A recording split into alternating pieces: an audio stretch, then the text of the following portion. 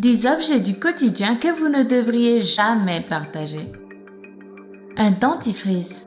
Quand vous êtes invité à passer la nuit chez une personne, pyjama et brosse à dents sont de rigueur, mais pas votre dentifrice puisque vous utiliserez n'importe lequel. En apparence, partager son dentifrice est totalement inoffensif, mais détrompez-vous. Le tube du dentifrice se posant sur votre brosse à dents lors de l'utilisation, celui-ci rentre en contact avec les bactéries buccales présentes dessus qui peuvent être la cause de rhume, de grippe ou d'autres infections. Voilà, vous savez tout et j'espère bien que la prochaine fois vous penserez aussi à emporter votre propre tube de dentifrice.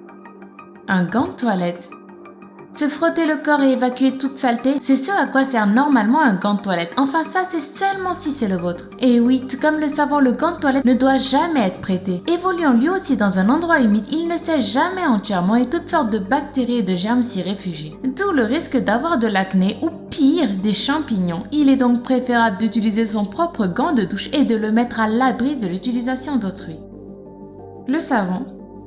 Quand on est en déplacement, on se lave les mains avec ce qui se trouve à notre portée, soit le savon déposé dans la salle de bain et que toute la maisonnée a déjà utilisé. Ceci est une grave erreur. Bien qu'il soit un antibactérien, le savon demeure un refuge où se logent des germes et des bactéries. En effet, parce qu'il ne sèche jamais complètement et qu'il est souvent placé dans un milieu humide, il est fortement déconseillé d'utiliser le même savon que tout le monde au risque d'attraper des infections, des virus ou des mycoses. Privilégiez plutôt des savons liquides pour pallier à tout risque de contamination.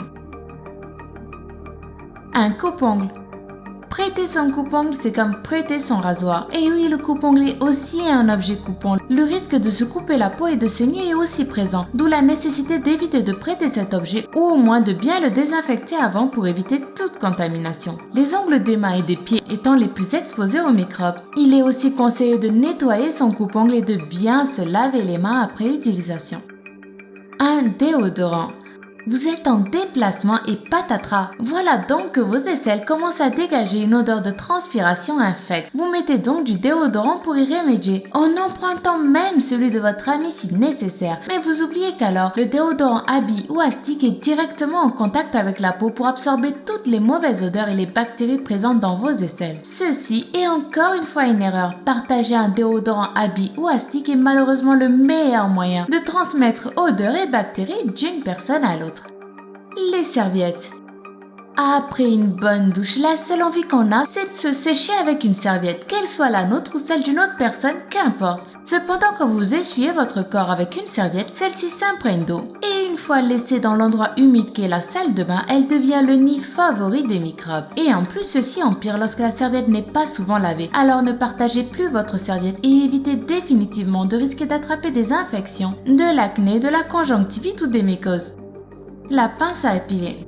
Un sourcil poilu, un duvet apparent, le premier réflexe est de chercher sa pince à épiler ou de prendre celle d'une autre personne pour retirer en urgence ses poils disgracieux. Mais la pince à épiler servant à aller chercher le poil depuis sa racine, tout geste brusque peut facilement entraîner une entaille et faire couler du sang. Oui, vous ne vous en doutiez peut-être pas, mais la pince à épiler aussi doit être bien désinfectée et nettoyée avant et après chaque utilisation. Et plus important encore, elle doit être gardée pour soi. Un gloss. De nos jours, s'échanger du maquillage ou des produits de beauté entre filles est presque devenu anodin. Toutefois, si vous partagez votre gloss ou tout autre produit pour les lèvres comme les baumes ou les rouges à lèvres, vous courez le risque d'attraper de l'herpès ou tout autre virus qui se transmettent très facilement grâce à ce type de produit. L'usage d'un gloss ou autre rouge à lèvres devrait donc être exclusif. Le rasoir. Savez-vous que le rasoir est l'objet principal qui peut causer des transmissions de maladies par le sang, comme le sida ou les hépatites? Oui, je suis sûre que vous le saviez, d'ailleurs presque tout le monde le sait. Mais quand on est pressé, il arrive qu'on fasse parfois fi des mises en garde les plus élémentaires et qu'on emprunte le rasoir de notre meilleur ami par exemple. Ceci est une erreur. Le rasoir est un objet coupant qui peut vous faire saigner et qui, en rasant les poils, emporte avec lui des cellules mortes et des microbes souvent nocifs. Un rasoir peut vous exposer à des maladies si dangereuses qu'il est recommandé de ne jamais le partager et même de carrément le jeter après quelques utilisations. Les écouteurs.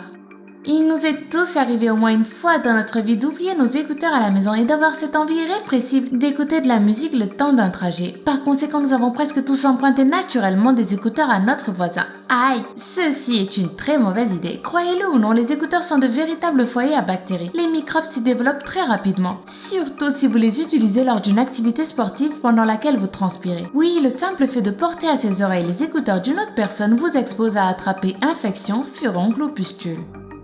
C'était 10 objets du quotidien que vous ne devriez jamais partager. Si vous avez eu le malheur de partager l'un des 10 objets cités dans la vidéo, débarrassez-vous-en tout de suite et courez en acheter d'autres pour éviter toute menace. Car comme l'adage le dit, mieux vaut prévenir que guérir. Sinon, comme ceux qui suivent les réseaux sociaux du lama fâché le savent, le jeu concours iPhone 7 Plus est désormais terminé. Le gagnant a été désigné le 16 octobre. Il habite à Waterloo en Belgique et le lama fâché est vraiment très heureux de lui envoyer son iPhone 7. Vous pouvez d'ailleurs retrouver l'enregistrement du moment où le lama fâché l'appelle pour lui annoncer qu'il a gagné sur Facebook et sur Twitter. Et vous pouvez aussi vous abonner si vous n'avez pas envie de rater la prochaine vidéo qui arrive très vite. Prenez soin de vous et à bientôt.